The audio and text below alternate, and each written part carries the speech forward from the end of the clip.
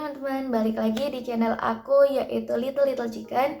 Yang pada hari ini kita ada di segmen terbaru kita yaitu Popcorn Time. Hari ini kita akan ngebahas tentang film yang lagi panas-panasnya yaitu film Zombie Life. Film zombie sendiri memiliki banyak sekali peminat dikarenakan ketegangan yang diberikan oleh film ini dan kengerian yang disajikan dengan cara unik. Nah, film Zombie Alive ini dirilis pada tanggal 24 Juni 2020 dan diperankan oleh pemeran utama laki-lakinya yaitu Yoon Ah-in dan pemeran utama perempuannya yaitu Park Shin-ye. Film ini disutradarai oleh Cho Il-yang dan terinspirasi dari film tahun 2019 yaitu Alone. Sebelum kita masuk ke review filmnya sendiri, kita akan membahas tentang alur ceritanya secara pendek.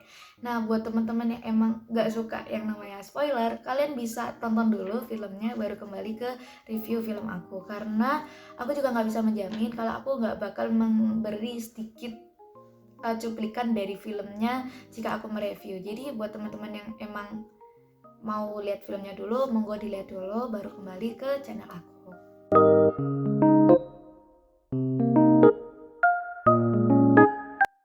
Cerita yang disajikan dalam film ini hampir sama seperti film zombie Train to Busan, yaitu cara manusia bertahan hidup di tengah zombie katastrofi.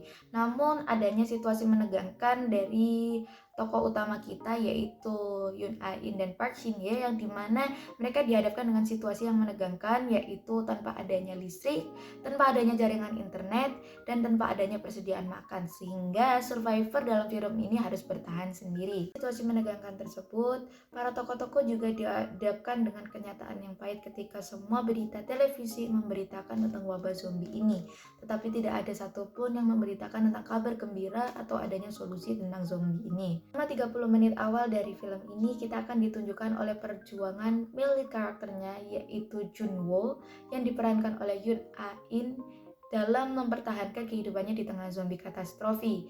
Ia akhirnya memiliki beberapa pikiran yang tidak rasional dikarenakan keputusasaan di tengah zombie katastrofi ini. Dan ia juga dihadapkan oleh kenyataan bahwa persediaan makanan yang ia miliki mau habis.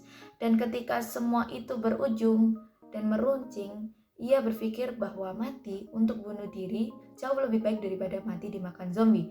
Namun keputusan ini sirna ketika female karakternya masuk yaitu Yubin yang diperankan oleh Park Shin-ye dan memberi harapan.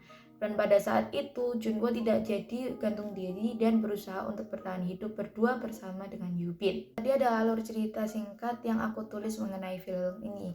Berikutnya aku akan melakukan review terhadap film ini. Jadi aku udah menyiapkan daftar dan list review dari film ini. Semoga teman-teman suka sama review aku ya.